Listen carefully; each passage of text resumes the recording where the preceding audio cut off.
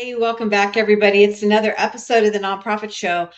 I am so personally humbled by our guest today. Brian Wenke's coming to us from It Gets Better.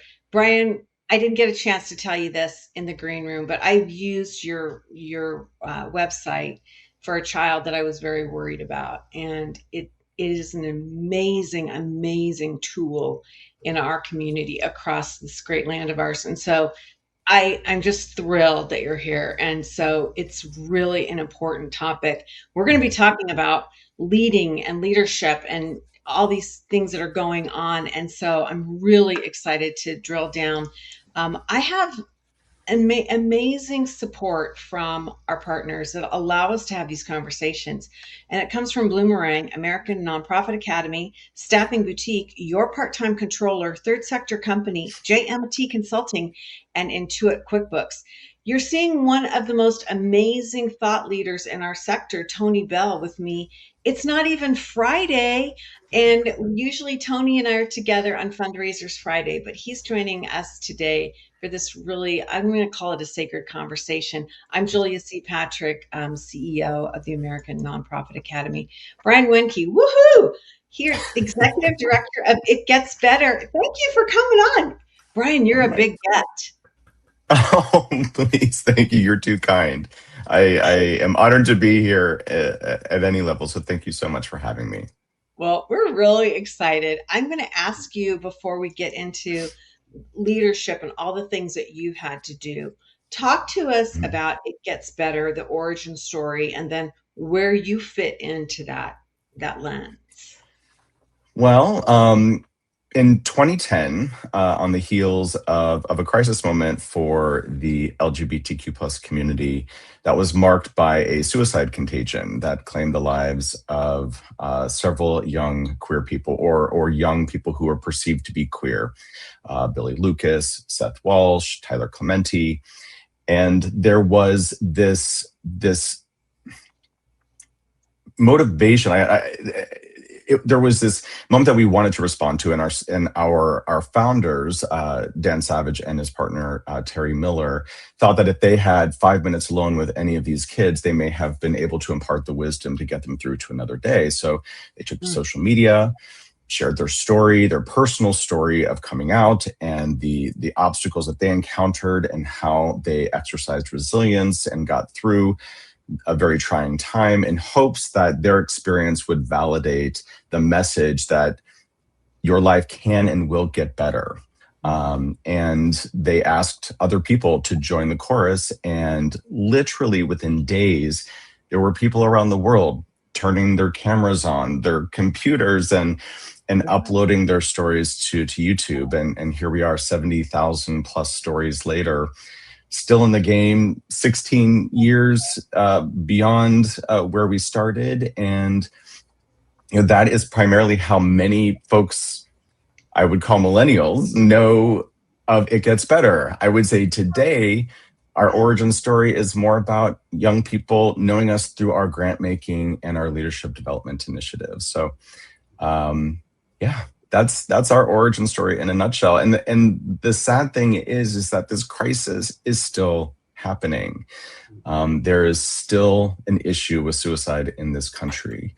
And everything that we do at It Gets Better is designed to get in front of that before a crisis is even on the radar, in hopes that we can prepare young queer people for a world that doesn't roll out the red carpet for everybody. So Yeah. that's where we are. Yeah. Tony, isn't this like profound work? I mean, it's just such an amazing thing to think that for so long this didn't exist. Oh, yeah. Well, I shared very quickly with Brian that I'm a former executive director of a gay and lesbian community center here in South Florida. And so I think back on when I was doing that work in 2000. And two of the groups, for lack of a better term, that we had that I was most proud of was our transgender support group and our youth support group. So providing these safe spaces for folks to convene and share their stories is so important. And bravo for the use of the technology. When Brian mentioned they started on YouTube, and I reflect on all of the different kind of lanes that you're in now, Brian. And Twitter and just every platform. I don't know why I meant to say TikTok, not Twitter, but TikTok and all of the various platforms. So really just the expansion beyond YouTube is pretty amazing. Well, we have to go where the kids are, right? And social media is very different today than where it was 16 years ago. And although YouTube is still a primary channel for young people in general, the world has expanded a lot. Mhm. And we used to be on Twitter, but we decided maybe it's a little too toxic, and there are plenty of other channels to focus on. I didn't even mean for that to come out of my mouth. So. Oh, it's okay. It's okay. I'm not even slightly offended by that. But like, this is just. I am highly offended. I mean, we have conversations almost daily. Like, should we still be on XYZ platform? Should we still be here? Like, so it's constantly evolving, and that's one of the beauties of being, I guess, a smaller sized organization, is that we're pretty nimble, and we can kind of ebb and flow with the trends and where young people are today. So yeah, no, I'm not surprised, because we talked a little bit too about how intentional your work is. So I'm not surprised that you're having conversations daily about platforms and messaging. So yeah, thank you for that. Yeah. Bravo to you. You know, it's such an interesting thing that you all have leaned so heavily into the power of storytelling, especially when it puts your constituency into such a moment of vulnerability. And I'm wondering if you could share with us, God, it's such a hard concept, right? Do you try and communicate other people's stories so that it emboldens somebody else, or do you try and, how do you navigate this? Because a lot of organizations are afraid to tell their story. Well, I mean, I would argue that we may have a little bit of a cobbler's kid problem with It Gets Better. Like, we're very good at telling other people's stories, but we tend to kind of put our story on the back burner. And I think that's common for a lot of organizations. And I kind of like giggle a little bit when I hear about all of like the trends of storytelling, right? Because even right now in our sector, there's this huge push, got to get your stories out, Yeah. as if this is like a new thing. And I feel like why I giggle is like, have you ever, I'm going to mispronounce his first name. Yuval Noah Harari wrote Sapiens, a Brief History of Humankind, and Homo Deus, A Brief History of Tomorrow. I call it like an airport book, because like it's a very easy read, and it's a very interesting kind of academic look at how Homo sapiens became the dominant player on the planet. And what I thought was very special about his perspective was that he boils it all down to storytelling. It is the one superpower that Homo sapiens have that no other creature on the planet has. This ability to weave stories, to weave fiction, to be able to assemble around myths. And it's just very interesting. And so to me, I've always said that, like, well, storytelling is just our superpower. We're not all versed in how to use it accurately and effectively. But we all can do it. We all have the capacity to do it. And I would say that, with stories, like the biggest pet peeve of mine is like a wasted story, a story that is beautiful in concept, but it's just poorly executed. And I think a lot of organizations that are out there right now trying to do storytelling are trying to approach it from a very formulaic perspective. They're looking at other organizations, they're seeing how they're doing it, and they're trying to be overly polished, and they're trying to tell like the perfect story. And sometimes that comes across as cold and inauthentic. And what we've been doing at It Gets Better is, we are here to help LGBTQ plus youth. And all of our programs are designed for LGBTQ plus youth, ages 13 to 18. And we have started to integrate their perspectives at every level of this organization, from not only those of a program participant, but those as active partners to help us develop future strategies for our work. And what we found when it comes to storytelling, there is an appreciation for the cross-generational nature of our foundational work at It Gets Better. Our original stories were all about older generations sharing their stories, their wisdom for the benefit of younger generations. But kids today, they want to hear from their peers. They want to hear from each other. They want to know that They don't have to wait 20 years for life to improve. And so we have these amazing ambassadors, these incredible kids that are self-actualized, that want to tell their stories. So we just let them say, hey, you tell your story how you want to tell it. And we'll do everything we can to shape it without changing the intention. And so you'll see on our site, you'll see a lot of like raw video footage. You'll see less polished content, and we just put out as much as we possibly can, because these days, to cut through the noise, you need a lot. And we don't spend a lot on paid media. We rely heavily on organic reach. But I think telling authentic stories requires you to kind of step back and be less prescriptive and less perfectionist focused on telling them. So I know that's in a nutshell. And so, like, please stop me from talking. I'm just like babbling now. I think it's riveting, because you are right. When I first started using your services or your website, it was very futuristic, and it was like, if you can just hold on. And I think I took that to heart. But I have noticed, since researching for this current thing, that voice has almost been eliminated, that it is the younger folks that are right now in it. And I hadn't really intuited that. I hadn't seen it to that point. And I love your message, because it makes it a lot more hopeful, because it's real. You're hearing from a story from an actual kid that might be the exact same age as you going through this. It's riveting. It's really interesting. Good for you for figuring this out.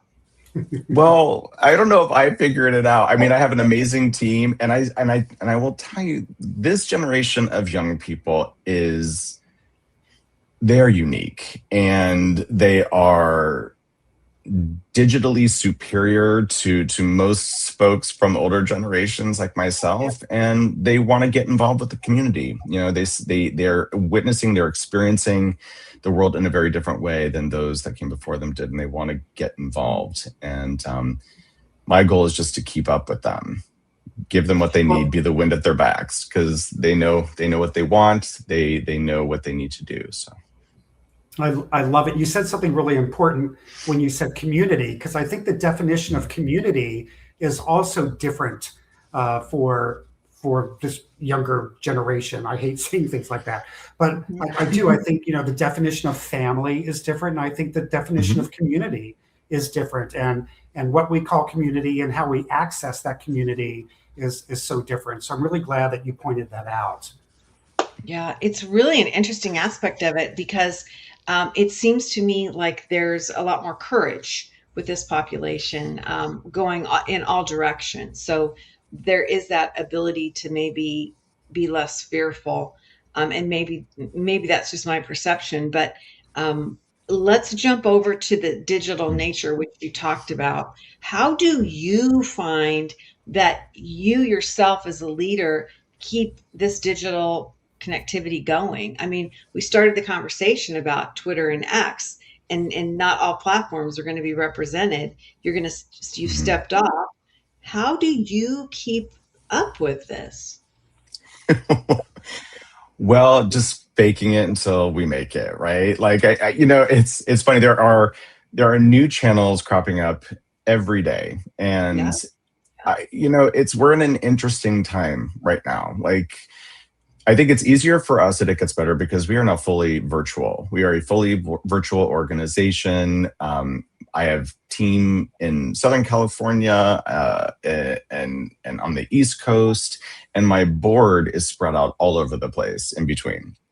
And so we've kind of gotten used to engaging with one another electronically, and I think that helps in terms of the execution of our mission. But I will say it's inspired a lot of conversations around how long and how much do we want to play in this space, because a lot of our programming now, especially our Changemaker grant program, it's all about real world activations. It's all about getting young people offline into their communities to do the things that they feel are going to improve their community and give them a stake in creating a world that they want to exist in. And so it's kind of like this push and pull with social media. It's like, I admit I doom scroll every morning. I call it watching the news, but like, it's we are not designed to carry the weight of the world's problems on our shoulders. And I think it's really important to recognize that you need to kind of understand that when you're playing in this space, and recognize that you are going to be seen, your content is going to be seen alongside a lot of other content that you would prefer folks not see. And so just finding ways to recognize and maybe help distract and get folks offline and focused on what's happening in the real world is just as important. I know that doesn't really answer your question about how we navigate the digital space. I would just say that we do it with a lot of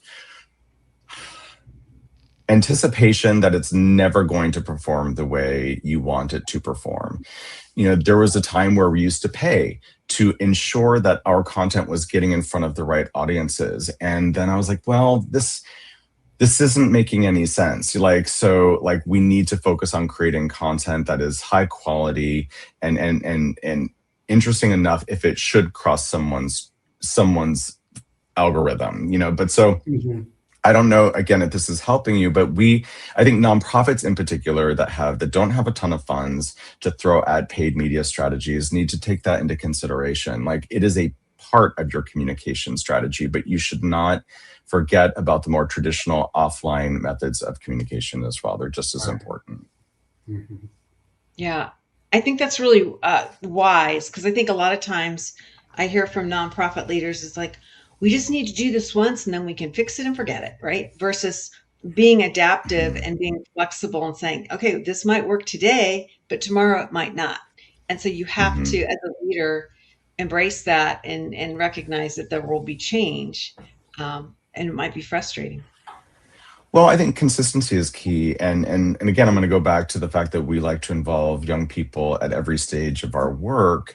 And so it's very easy to look at like your basic KPIs like reach and views and so forth, and assume that they represent the truth. But the truth might be your content isn't getting in front of the people you wanted to get in front of, or it's not interesting to the audience that you want to connect with. And so we really lean heavily on our youth voices, our ambassadors, to help us validate what we're doing and to not make any assumptions that we, as the professed experts in the room, know everything. I think young people are an elusive bunch. They're very difficult to reach. Not all social media channels track their followership equally, and it's really easy to make assumptions. And so, it's to stay consistent, stick to your values, stay focused, and just keep going. Just keep going to the extent that it's possible. Yeah, keep leaning in. Let's talk about this journey that your organization has been on, and how you have navigated into this role of funder. And I think it's fascinating that even the issue of being digital first and a remote environment, and then realizing there needs to be some face-to-face issues, and you do have your program for that. Talk to us about this. I can't imagine that when you started, the organization ever saw itself becoming a funder, or was that something that you all thought of? Well, before we organized into an official 501c3, there were folks that wanted to support the work, but in the early days of the campaign, we simply passed those funds on to other organizations who were designated 501c3s. When we formed, obviously we started maintaining our own need for revenue, but we also kind of dabbled in it throughout the years whenever we had extra funding at the end of the year or some discretionary funds. Like we've supported organizations, we've supported our affiliates, which operate in 19 countries outside the US. And when we were heading into the pandemic, we received a fairly significant donation from one of our most committed partners, American Eagle, that we turned around and said, hey, this is probably best reallocated to the communities from which it came. And we started our program. And it just got me thinking, especially the LGBTQ plus space, many organizations have lost their funding, have lost their federal funding, have even lost their local funding. And Mm-hmm. there is a need for funders in this space. And, Mm-hmm. I gotta say, like, and maybe I'm a little biased, and this is no shade to the funding community out there, because we rely on you. I love you all. But I think there's a big disconnect sometimes when you have nonprofits that are on the ground doing the work that has been tried and tested and proven through excessive research, only to have a funder come in and ask you to pivot to meet their mission demands.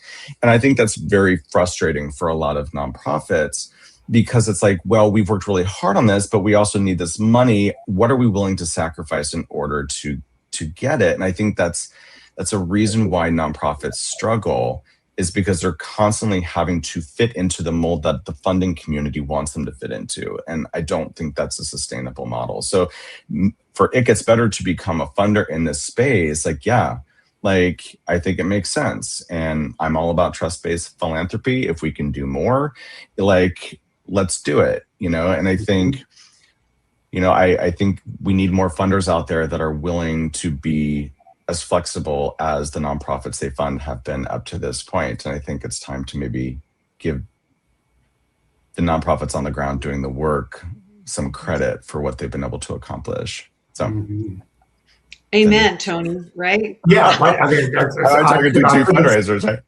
I could have said it better. We've talked about this kind of stuff on Fundraisers Friday. But it's great for you to point it out and to remind folks that is part of the challenge. And as you said, many communities have lost a large portion, if not all, of their LGBTQ plus funding. I'm in the state of Florida. I'll just leave it at that. So there are plenty of examples in my own backyard of organizations that lost significant funding that they had been receiving for decades because a key word was identified in their grant, and so they no longer receive the funding. Yeah. It's why we need to have these conversations, Brian, and having you on the Nonprofit Show is even more powerful at this time. And as we talk about leadership and we talk about the issues that are outside the passion of our project, the reality is, if we don't have strong leadership and we don't have organizational structures that lead us through these tough times, we will never be able to address our mission. And so I love your comments. It's so hard to believe how quickly our time has gone by. And I know. I mentioned this in the green room.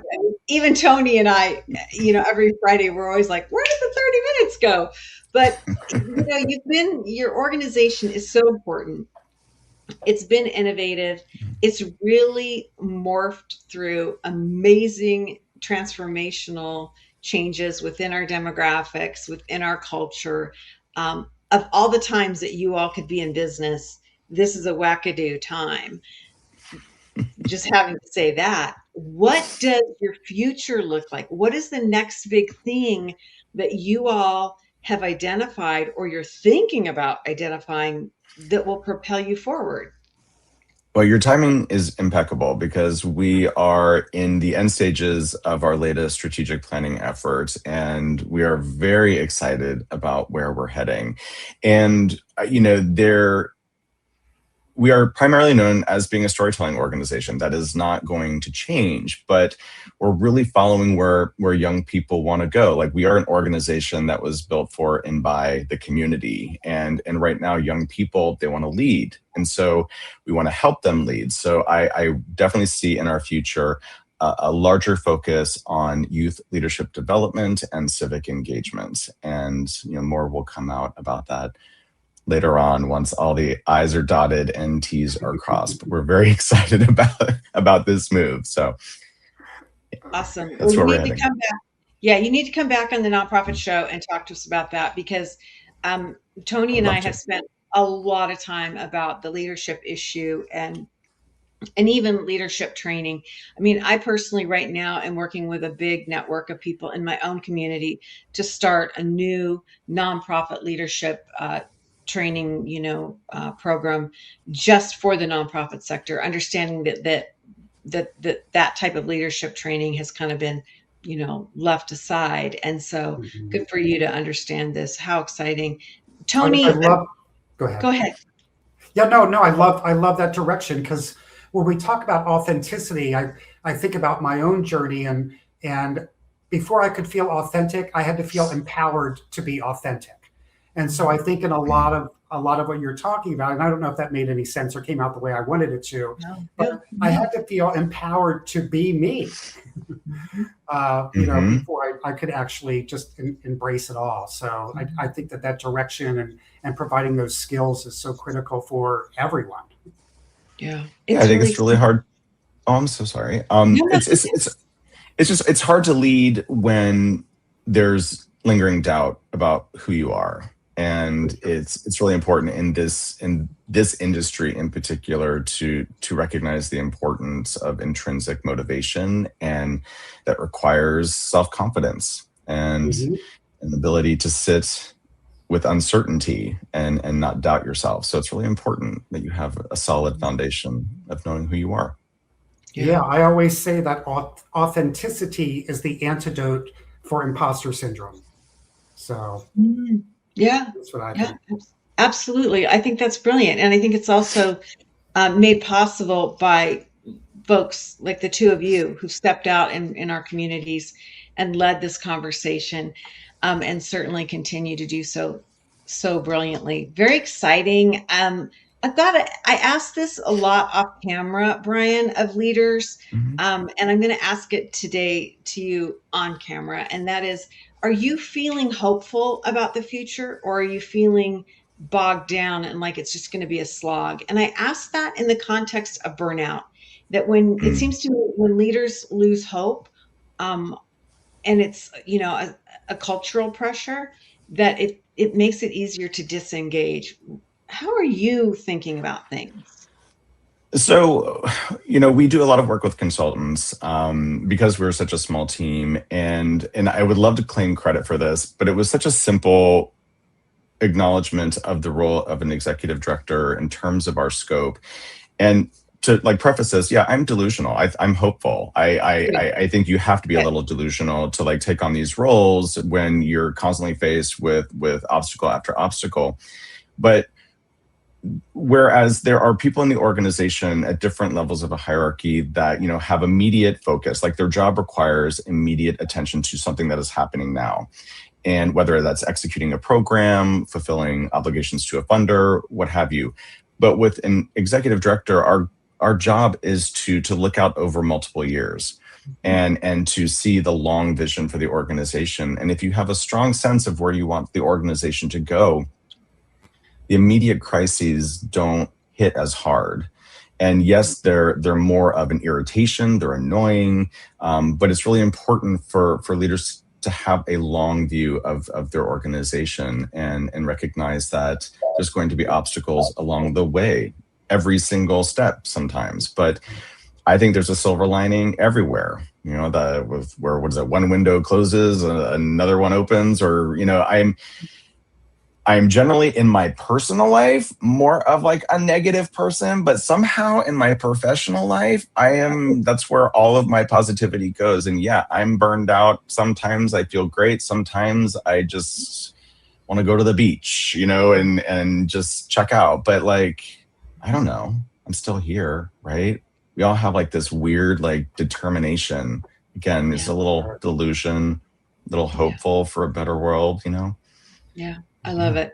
Well, you've given me tremendous hope. I know you've given Same. many others hope across our planet. And like I said, it's just been such a Mm. privilege to have you on the Nonprofit Show. Oh. Really important work, really important hearing from you and recognizing that this is an incredibly difficult job, especially at this time. What a joy to have Brian Wenke, and he is just been amazing to share his time and his vision with us. He's the executive director of It Gets Better. Go to their website, itgetsbetter.org. It is beautifully done, wonderfully constructed. Tony, you brought this out in the green room. It has an amazing architecture to the way the site is structured, all the way from a quick get out which is on the right-hand side in a tab on the page, on all the pages. Really cool, really, really well done. So I just want to applaud you and your team, Brian, for that as well. We are here each and every day. Coming up next Friday, Tony, I didn't even tell you this, Tony. Tony, you and I will celebrate our 1,600th episode next Friday. And we are doing this now for 7 years, every day. And we are here because of our partners. Most have been with us since day one, and they include Bloomerang, American Nonprofit Academy, Staffing Boutique, Your Part-Time Controller, Third Sector Company, JMT Consulting, and Intuit QuickBooks. These are the people that make this conversation possible. As we end each and every episode, we end with this message, and it goes like this: to stay well so you can do well.